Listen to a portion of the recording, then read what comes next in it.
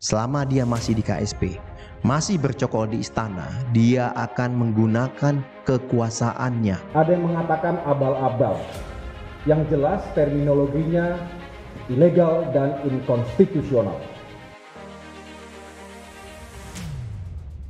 Pemerintah tuh menganggap belum ada masalah hukum. Kita menganggap belum ada KLB. Karena apa? Karena KLB itu kan harus dilaporkan dulu hasilnya, ya.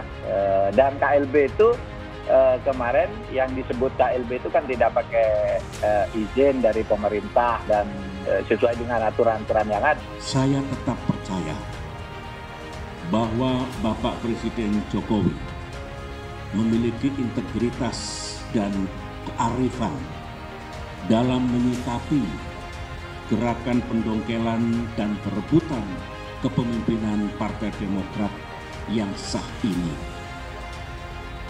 Saya juga tetap percaya bahwa negara dan pemerintah akan bertindak adil. KLB ini jelas tidak sah. Ada yang mengatakan bodong, ada yang mengatakan abal-abal. Yang jelas terminologinya ilegal dan inkonstitusional. Terkait dengan keterlibatan KSP Muldoko yang selama ini selalu mengelak. Kemudian hasilnya mau dilaporkan bahwa itu kongres luar biasa, lalu kita lihat undang-undangnya. Yang menyelenggarakan kongres itu siapa? Yang pesertanya siapa? Undangannya bagaimana? Kalau yang datang bukan ketua cabang atau ketua wilayah, itu mekanismenya bagaimana? Kita teliti semua. Kalau tidak memenuhi syarat itu, tentu kita akan tolak. Apa yang ia sampaikan selama ini,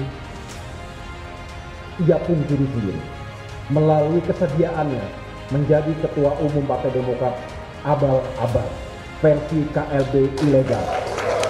Tapi kami diingatkan oleh beberapa jenderal bintang 4 bahwa KSP Muldoko tidak akan berhenti. Selama dia masih di KSP, masih bercokol di istana, dia akan menggunakan kekuasaannya untuk mencapai ambisinya. Saat ini memang AHY menjadi kandidat cawapres yang terkuat. Karena dalam hal ini menurut survei tentunya ya, kita ketahui bahwa menurut survei adalah yang mengatakan seperti itu. Sehingga kami yakini pasti seluruh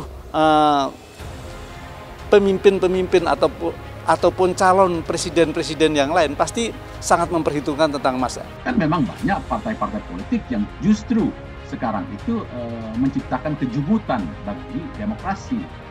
Tetapi bahwa anggaran dasar partai politik itu diajukan judicial review, nah itu yang saya tidak sepakat ke Mahkamah Agung, itu yang tidak sepakat. Karena secara teori apapun, ini sudah keliru gitu.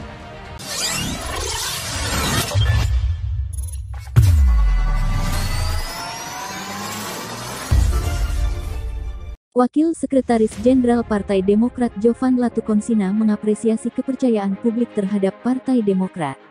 Hal ini terkait perolehan elektabilitas Partai Demokrat dalam hasil survei sejumlah lembaga. Kami mengapresiasi kepercayaan publik yang tercermin pada hasil-hasil survei elektabilitas tersebut. Meskipun angkanya berbeda-beda, kami menangkap sinyal yang optimis, kata Jovan. Jovan mengatakan pihaknya mencatat sepanjang triwulan 4 2021, lebih dari 6 lembaga merilis hasil survei elektabilitas partai politik parpol. Hasilnya beragam, tetapi sebagian besar menempatkan elektabilitas Partai Demokrat pada 4 teratas. Selain itu, ada 8 lembaga yang merilis survei elektabilitas tokoh, dan sebagian besar menempatkan elektabilitas Ketua Umum Partai Demokrat Agus Harimurti Yudhoyono (AHY) pada urutan 4 besar. 3 lembaga anggota Perhimpunan Survei Opini Publik Indonesia (Persepi) menempatkan elektabilitas Partai Demokrat pada 4 besar, yaitu 8,6% SMRC pada Oktober tahun 2021 dan 10% Indikator Politik Indonesia pada Desember tahun 2021. Lembaga Indopol yang juga anggota Persepi menempatkan Partai Demokrat di posisi keempat pada Desember tahun 2021. Di luar itu, lembaga survei Polmatrix menempatkan Partai Demokrat peringkat keempat. Sementara, lembaga survei Cisah menempatkan Partai Demokrat pada posisi kedua setelah PDI Perjuangan. Pada survei elektabilitas tokoh, Dua lembaga survei, termasuk satu anggota Persepi, menempatkan elektabilitas AHY pada 4 besar, yaitu 5,3% Indopol dan 10% IPO. Bahkan, satu lembaga non-Persepi menempatkan AHY pada urutan 2 besar dengan tingkat elektabilitas 18,8% CISA. Anggota Persepi lainnya, Indikator Politik Indonesia merilis tingkat elektabilitas AHY sebesar 4,6%. Dalam melihat hasil survei, Jovan mengatakan Partai Demokrat juga mempertimbangkan kredibilitas lembaga survei. Memang belum semua lembaga survei menjadi anggota organisasi profesi, tapi setidaknya dalam organisasi profesi lembaga survei, ada kode etik dan dewan etik yang bisa menguji dan menjatuhkan sanksi jika ada niat buruk menyimpangkan metodologi penelitian, kata Jovan. Kami juga tidak mau cepat puas diri. Tujuan kami adalah menang pemilu, bukan menang survei. Kami sendiri punya survei internal dari lembaga anggota Persepi yang menunjukkan tren dan pola yang selaras, yaitu posisi 3 dan 4 besar secara konsisten pada 2 tahun terakhir ini, kata Jovan menambahkan. Secara internal, menurut Jovan, para pengurus, kader maupun konstituen Partai Demokrat puas dan yakin dengan kepemimpinan Ketum AHY.